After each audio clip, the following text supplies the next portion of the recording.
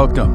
This is Short Stories, a production of AdventuresInAudio.net. I'm Robert Crandall. I'm glad you could join me. I hope you had a Merry Christmas. Santa Claus was good to me after all, and I'm looking forward to a great new year in 2018.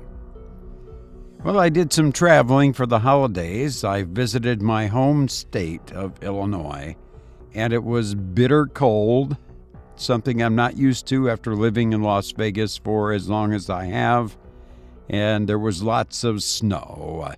A winter wonderland for sure. Did you travel over the holidays? If so, did you stay in a hotel? In our feature story, a man checks into a hotel and encounters another guest. But there is something strange about this other guest. But don't worry, the story is fiction and couldn't possibly happen. Or could it? It brings to mind an incident that happened to me. So choose your lodgings carefully when traveling. I hope you enjoy The Pale Man by Julius Long.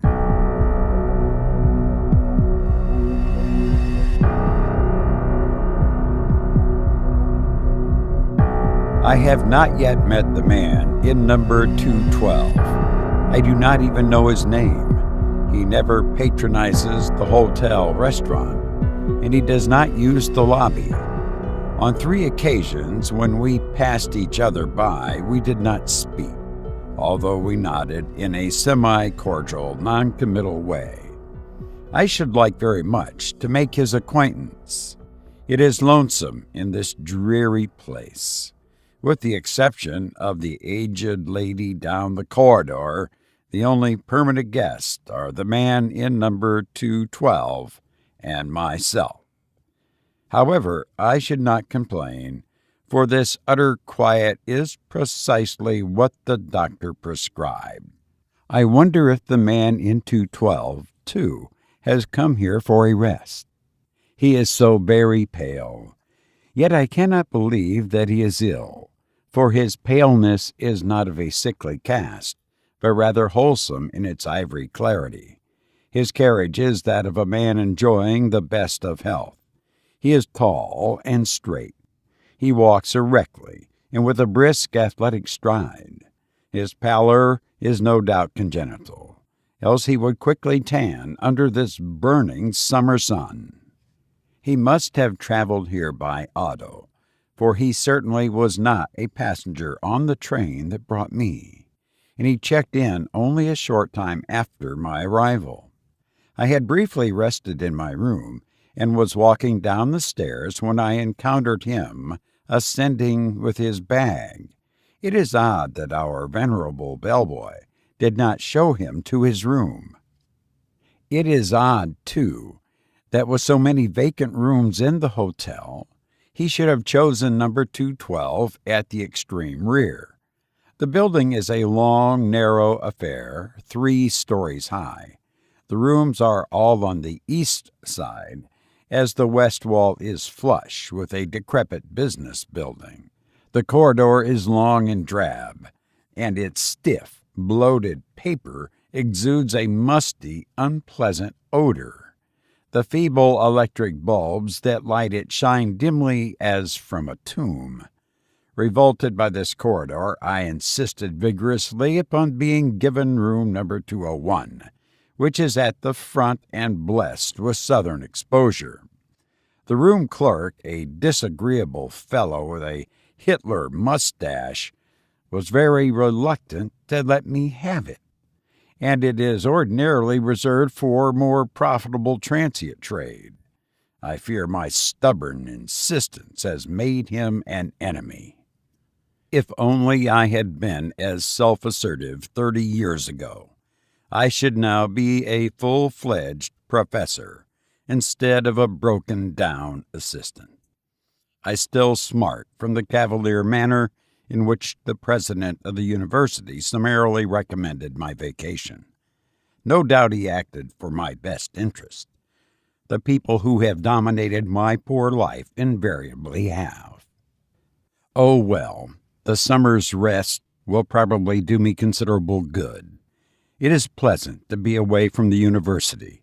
There is something positively gratifying about the absence of the graduate student face. If only it were not so lonely. I must devise a way of meeting the pale man in number 212. Perhaps the room clerk can arrange matters. I have been here exactly a week, and if there is a friendly soul in this miserable little town, he has escaped my notice, although the tradespeople accept my money with flattering eagerness. They studiously avoid even the most casual conversation. I am afraid I can never cultivate their society unless I can arrange to have my ancestors recognized as local residents for the last 150 years. Despite the coolness of my reception, I have been frequently venturing abroad. In the back of my mind, I have cherished hopes that I might encounter the pale man in number 211. Incidentally, I wonder why he has moved from 212. There is certainly little advantage in coming only one room nearer to the front. I noticed the change yesterday when I saw him coming out of his new room. We nodded again, and this time I thought I detected a certain malign satisfaction in his somber black eyes. He must know that I am eager to make his acquaintance. Yet his manner forbids overtures. If he wants to make me go all the way, he can go to the devil. I am not the sort to run after anybody. Indeed, the surly diffidence of the room clerk has been enough to prevent me from questioning him about his mysterious guest. I wonder where the pale man takes his meals. I have been absenting myself from the hotel restaurant and patronizing the restaurants outside. At each I have ventured inquiries about the man in number 210. No one at any restaurant remembered his having been there. Perhaps he has made entree into the Brahmin homes of this town, and again, he may have found a boarding house. I shall have to learn if there be one. The pale man must be difficult to please, for he has again changed his room. I am baffled by his conduct. If he is so desirous of locating himself more conveniently in the hotel, why does he not move to number 202, which is the nearest available room to the front? Perhaps I can make his inability to locate himself permanently an excuse for starting a conversation. I see we are closer neighbors now, I might casually say. But that is too banal. I must wait a better opportunity.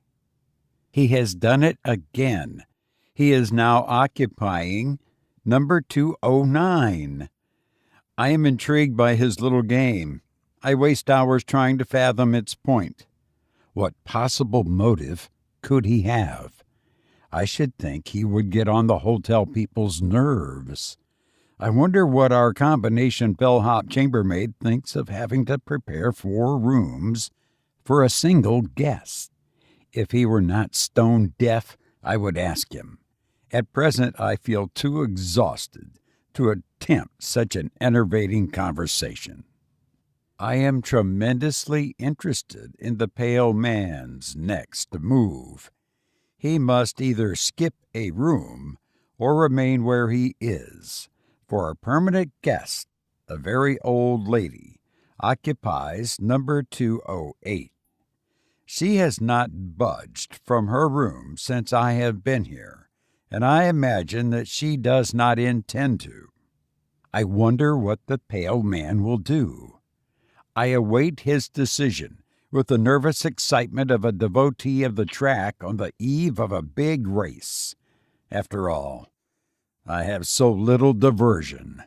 Well, the mysterious guest was not forced to remain where he was, nor did he have to skip a room. The lady in number 208 simplified matters by conveniently dying. No one knows the cause of her death, but it is generally attributed to old age. She was buried this morning. I was among the curious few who attended her funeral. When I returned home from the mortuary, I was in time to see the pale man leaving her room. Already he has moved in. He favored me with a smile whose meaning I have tried in vain to decipher. I cannot but believe that he meant it to have some significance. He acted as if there were between us some secret that I failed to appreciate. But then, perhaps his smile was meaningless after all, and only ambiguous by chance, like that of the Mona Lisa. My man of mystery now resides in number 207, and I am not the least surprised. I would have been astonished if he had not made his scheduled move. I have almost given up trying to understand his eccentric conduct. I do not know a single thing more about him than I knew the day he arrived. I wondered whence he came. There is something indefinably foreign about his manner. I am curious to hear his voice. I like to imagine that he speaks the exact tongue of some faraway country. If only I could somehow inveigle him into conversation. I wish that I were possessed of the glib assurance of a college boy who can address himself to the most distinguished celebrity without batting an eye. It is no wonder that I am only an assistant professor. I am worried. This morning I awoke to find myself lying prone upon the floor. I was fully clothed. I must have fallen exhausted there after I returned to my room last night. I wonder if my condition is more serious than I had suspected. Until now I have been inclined to discount the fears of those who have pulled a long face about me. For the first time I recall the prolonged handclasp of the president when he bade me goodbye from the university. Obviously, he never expected to see me alive again. Of course, I am not that unwell. Nevertheless, I must be more careful. Thank heaven I have no dependents to worry about. I have not even a wife, for I was never willing to exchange the loneliness of a bachelor for the loneliness of a husband. I can say in all sincerity that the prospect of death does not frighten me. Speculation about life beyond the grave has always bored me. Whatever it is, or is not, I'll try to get along. I have been so preoccupied about the sudden turn of my own affairs that I have neglected to make note of a most extraordinary incident.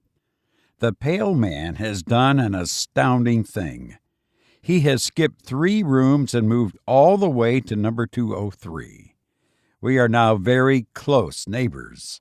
We shall meet oftener, and my chances for making his acquaintance are now greater.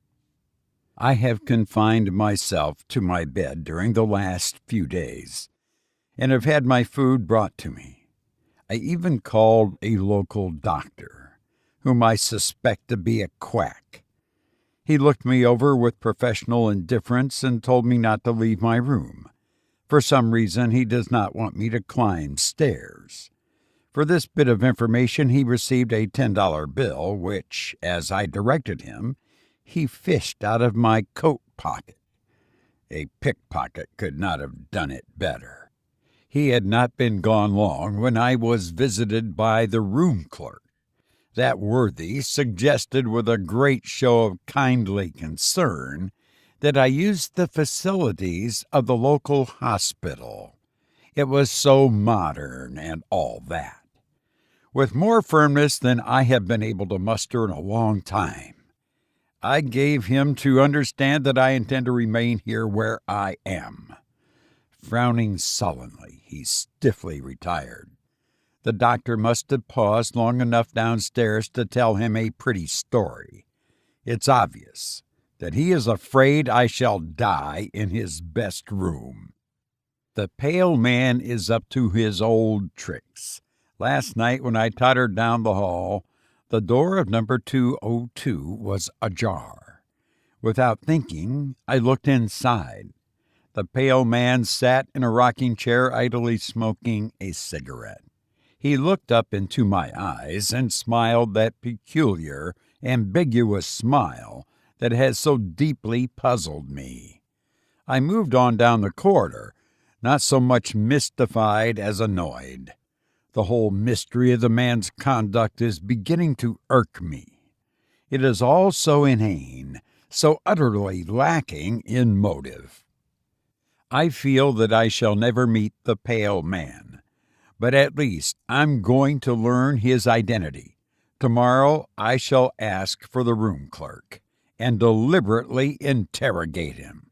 I know now. I know the identity of the pale man, and I know the meaning of his smile. Early this afternoon I summoned the room clerk to my bedside. "Please tell me," I asked abruptly, "who is the man in number 202? The clerk stared warily and uncomprehendingly. "You must be mistaken. The room is unoccupied." "Oh, but it is," I snapped in irritation. "I myself saw the man there only 2 nights ago. He is tall, handsome fellow with dark eyes and hair. He is unusually pale. He checked in the day I arrived." The hotel man regarded me dubiously as if I were trying to impose upon him. "But I assure you, there is no such person in this house. As for his checking in when you did, you were the only guest we registered that day." "What?" "Why, I've seen him 20 times. First he had number 212 at the end of the corridor. Then he kept moving toward the front. Now he's next door in 202. The room clerk threw up his hands. "You're crazy," he exclaimed, and I saw that he meant what he said. I shut up at once and dismissed him. After he had gone, I heard him rattling the knob of the pale man's door.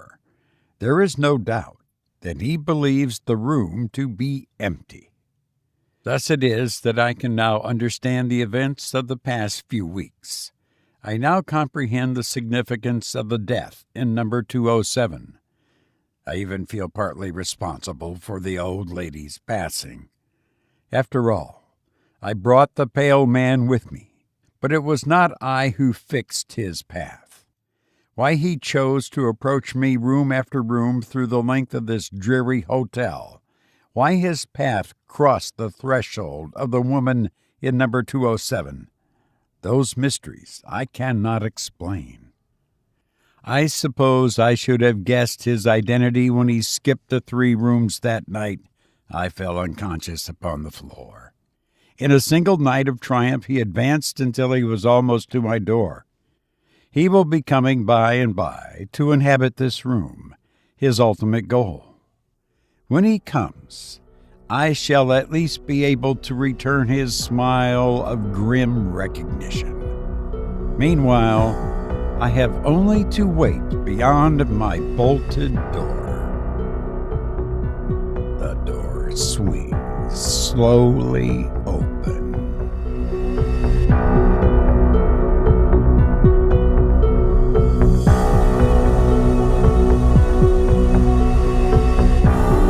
You've been listening to The Pale Man by Julius Long. May all of your travels be enlightened sojourns of peace and tranquility. Remember, coming soon, poetry. If you enjoy this podcast, please share it.